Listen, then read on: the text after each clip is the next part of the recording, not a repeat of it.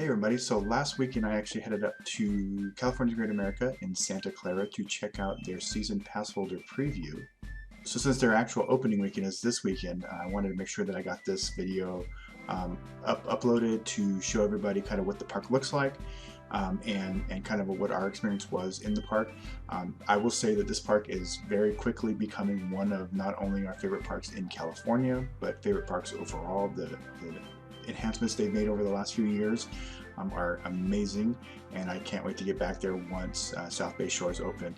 But before I get into the walk around in the park, make sure you click the subscribe button down below, and we'll be happy to have your subscription to our YouTube channel. So as I said, I went up over the weekend, drove up on Friday afternoon, and then went to the park on Saturday. So for the season pass holder preview, they were only expecting about 2,000 people in the park, and that's probably all they got. So as you can imagine, it was a pretty amazing day in the park. So here I am walking into the main entrance. Not much of a change here as far as when the park was open in 2019. Obviously signage and social distancing markers and things like that, which we should all be pretty much used to at this point, right? As far as theme parks are concerned, or pretty much anywhere is concerned. So I had a 12 o'clock reservation, they actually opened the gates about quarter till a little bit to let us into the entry plaza, and then they opened up the rest of the park about noon. But they did open Gold Striker pretty much right away once we were able to get into the park.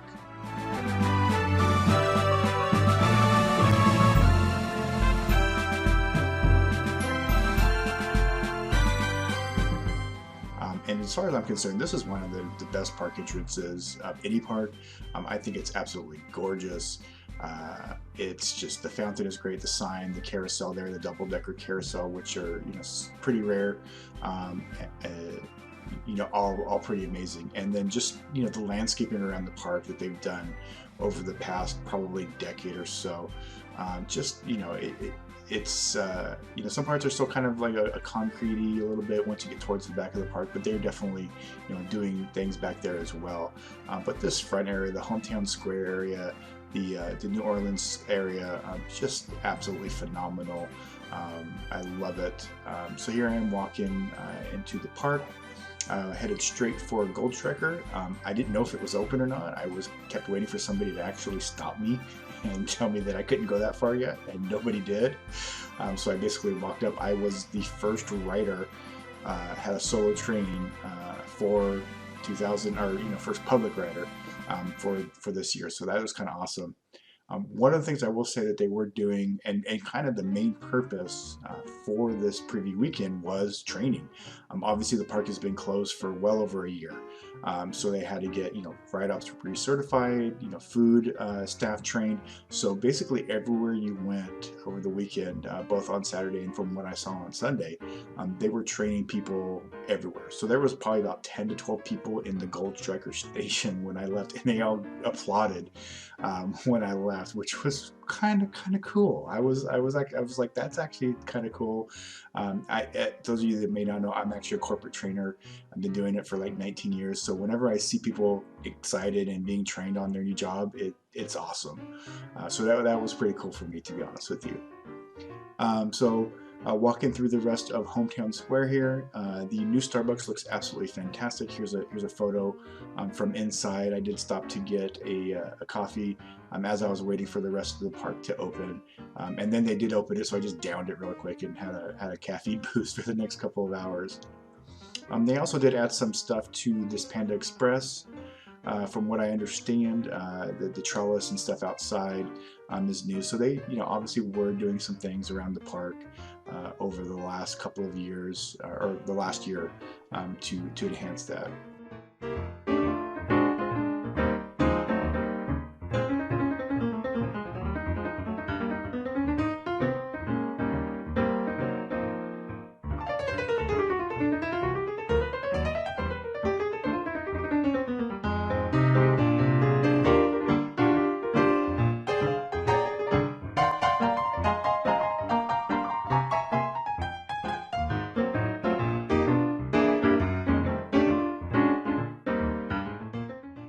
And I didn't get a picture of it. I should have gone back and got picture and video later in the day, but they are refurbing their drop boat ride, or their flume boat. So the drop is actually gone right now, but it is not going away, unlike some other parks splash boat rides. So they are refurbing it. So that's actually really cool to see as well. So again, show some of that work going on around the park.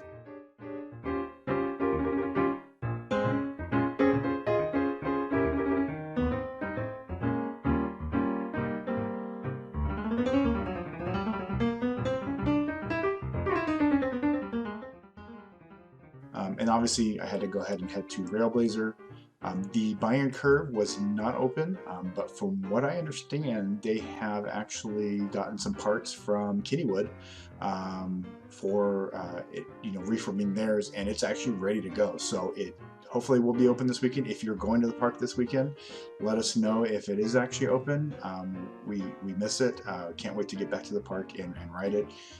It's one of those attractions that's just so classic and so fun, and I wish more parks still had them, but it's great to have one still here in California.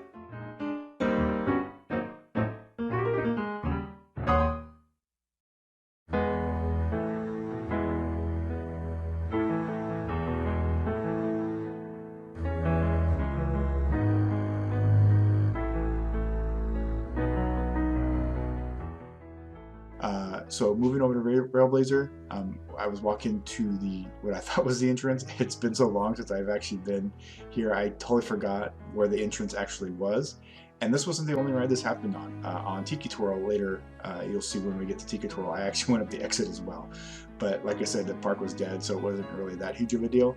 But I hadn't actually ridden Railblazer since Media Days, so it was kind of funny to not until I saw the photo booth did I notice that I was actually going in the exit.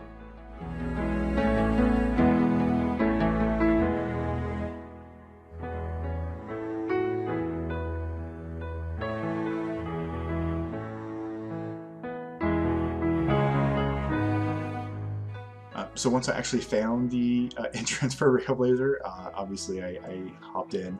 I think we rode about 4 times on Saturday. There was no line whatsoever. And this queue, I actually love this queue. They had to get really creative, obviously, because of some of the clearances on the ride. But I just love this queue, how it kind of ducks under the track, how close the track actually is. You get some great, unique views of the ride. And I just love it, and again, it's just, you get to see the ride flying overhead as you're waiting in the queue. Obviously, I've never really waited in the queue versus from Media Day to Saturday, so but it's definitely, you would obviously not get bored in this queue.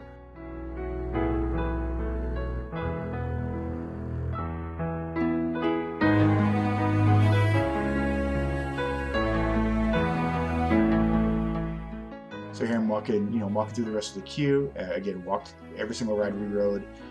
We walked straight to the station. There wasn't any wait for pretty much anything at all day. I did ride. I think I rode every single coaster that was open, other than the kiddie coaster. Obviously, I didn't have any kids with me.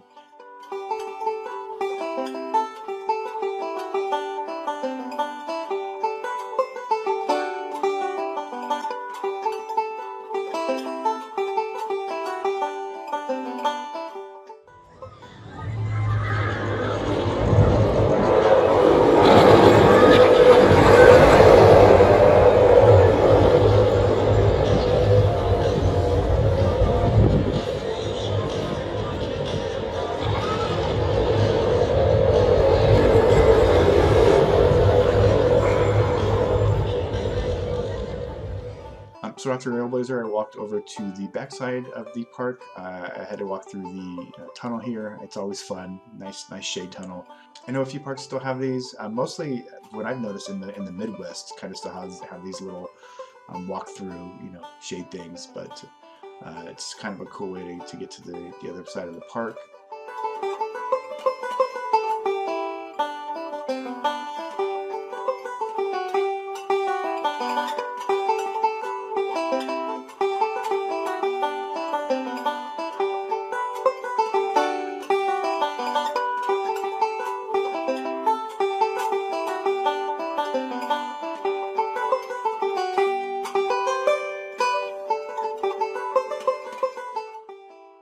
The car ride was open. We did not ride it. Probably should have, since it's probably one of the rare times that that ride actually had no line. But we did not ride it. Grizzly also was not open, so that was really the only major coaster that was not open. And again, if you're actually going to the park this weekend, I'll be interested to see if the ride is actually open this weekend. Drop Tower also was not open. I don't know if anybody else remembers when this was themed to Drop Zone, which was a movie that flopped about parachute people. I think I saw it once. I couldn't even tell you the plot of the movie.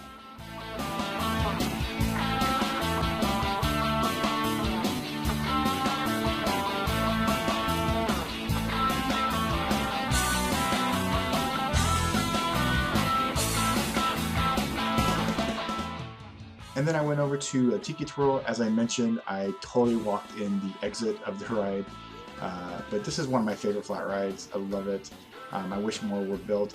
And interestingly enough, even though I've been to Magic Mountain twice, and Knott's, and Discovery Kingdom, and Universal Hollywood since parks opened, this was actually the first flat ride I've ridden since parks reopened here in California.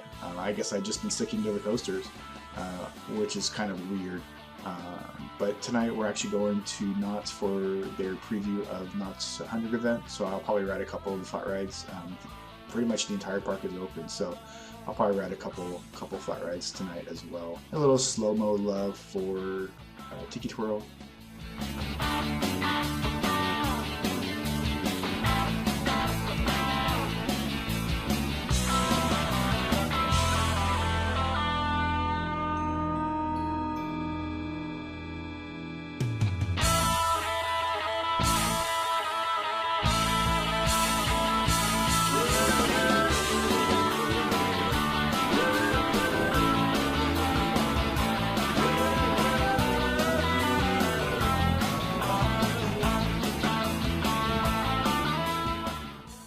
And then I wanted to take a look at the Skyride.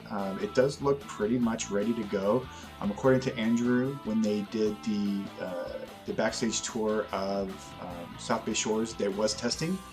And all of the buckets are actually at the front station that you'll see once we get around to that side of the park. But it looks great. It looks ready to open. So again, as I mentioned a couple times, if you're at the park this weekend, let us know if it's open. We would love to see that open. Obviously, these are becoming more and more rare, these awesome Bong Roll Skyways. So if you do see it open, please let us know. I'd be interested to see. And then one of those other things that they did over the break, or the closure, was they repainted Psycho Mouse, the amazing Aero Mad Mouse. And I love this ride. I wish they would have been able to build more of these Aero mouse coasters. They're just super fun. This one is super fun, and the repaint looks great. It's more of a woodsy feel, green and browns and things like that. So nice to see them actually doing that and keeping up this ride. These Aero, these Aero mouse coasters are built to last. They are so bulky and sturdy. I gotta imagine that this ride will be here for at least another 25-30 years at least.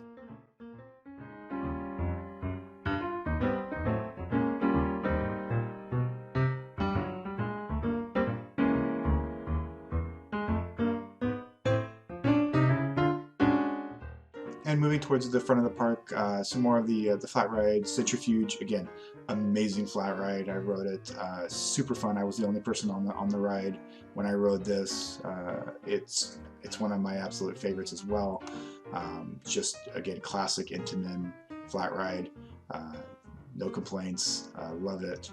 And again, I will say, I think this park probably has one of the best collections of flat rides of any park in California, for sure.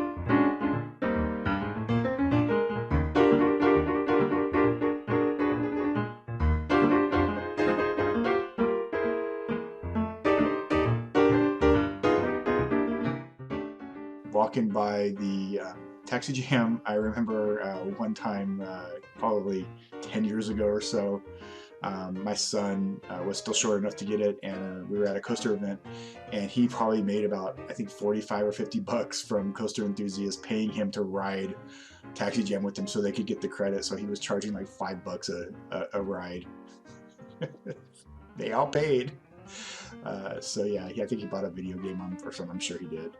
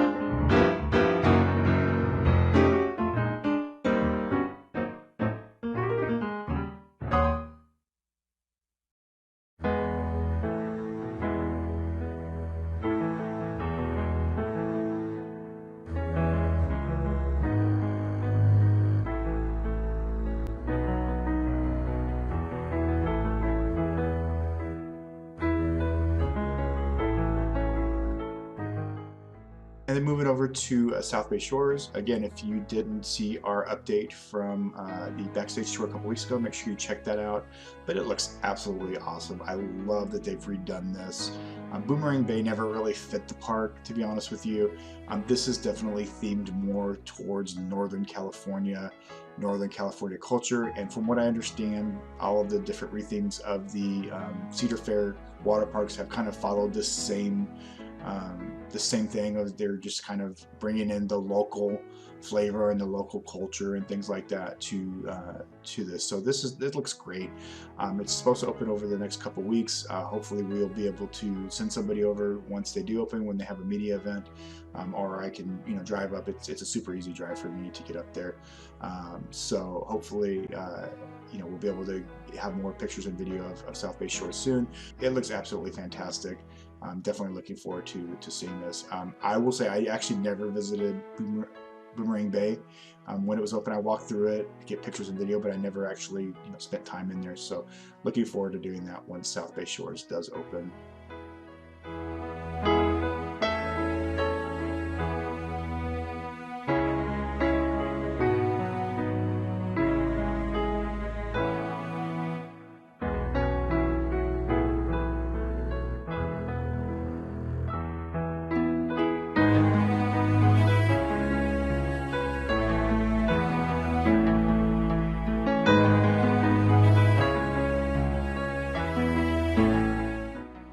And I just love these covered bridges in the park. They just add so much flair and flavor to the park.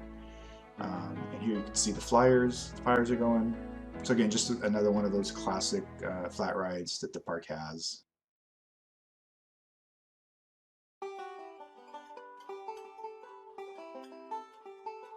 And speaking of classic flat rides, the Orbit was closed, so you'll be able to see a little bit closer here. They are definitely working on it. It's supposed to open, I believe, sometime in July, but again, extensive rehab on this. Thank you, Great America, for not just taking it out.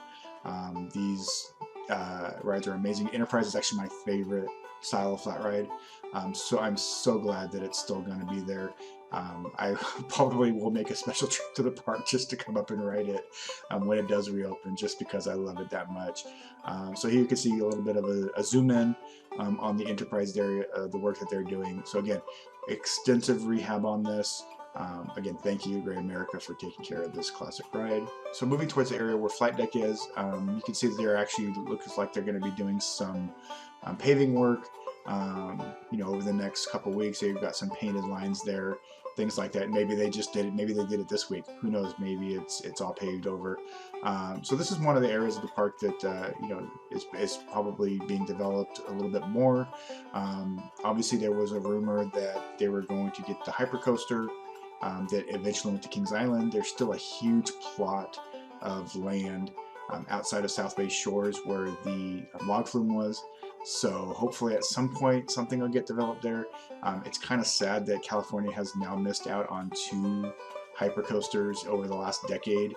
One to Canada's Wonderland Leviathan, which was supposed to go to Knott's, and Orion that was supposed to go to Great America. So hopefully at some point we'll get one. We only have Goliath. Come on, one of these parks. Just build one for us.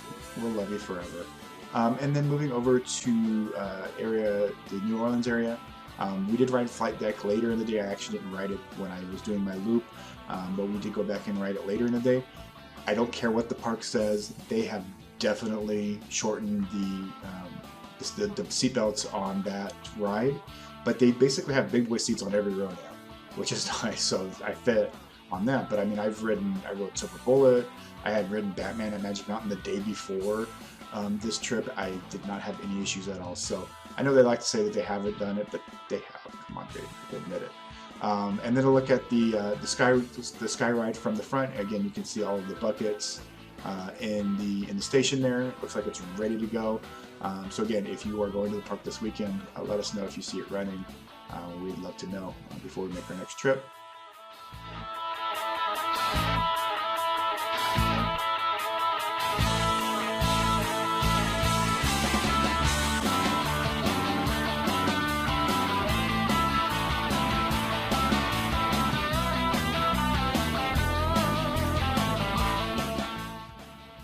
And then lastly, I walked through the New Orleans area of the park. Again, they've really done a lot of great work over here in the last couple of years. Some nice repaving work, nice planters. The bumper cars are great. Just really, really great. And then obviously they have the outdoor theater here as well. So obviously, hopefully they'll be able to start having shows and concerts and things in there in the near future. They are bringing back their Taste of their New Orleans event. Their food event later on this summer. I think it was in July, so we'll try to make it up. So hopefully one of these days we'll get to the secret club up there where Charlie Brown was waving at us. I know that there's been some tours in there and things like that, but it'd be nice to kind of have dinner or lunch in there one of these days. Hint, hint, Great America.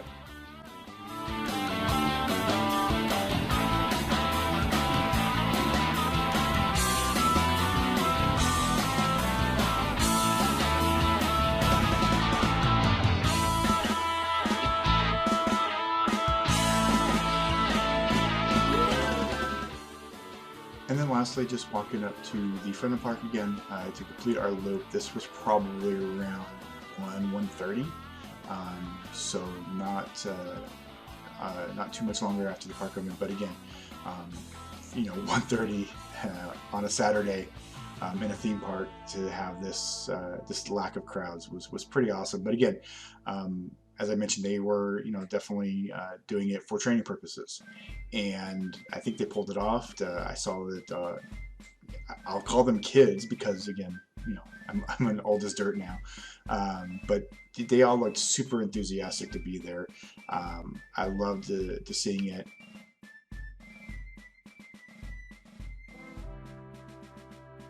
And kudos to Great America for basically having a day at the park where they probably didn't make a whole lot of money other than food. I ate in the park, had a couple beers in the park, did some shopping, things like that. So I definitely made sure that I spent some money while I was there, but they didn't really make any admission that day. It was all season passes, and a lot of the people they just started getting their season passes back. So kudos to the park for taking a day to kind of say, we need on-the-job training. We need people in the park to ride things and buy things and eat to get these people trained. So huge props to them for doing that. The management of the park was great. I did also want to mention that last week the park named a new vice president and general manager, Barbara Lee Granter.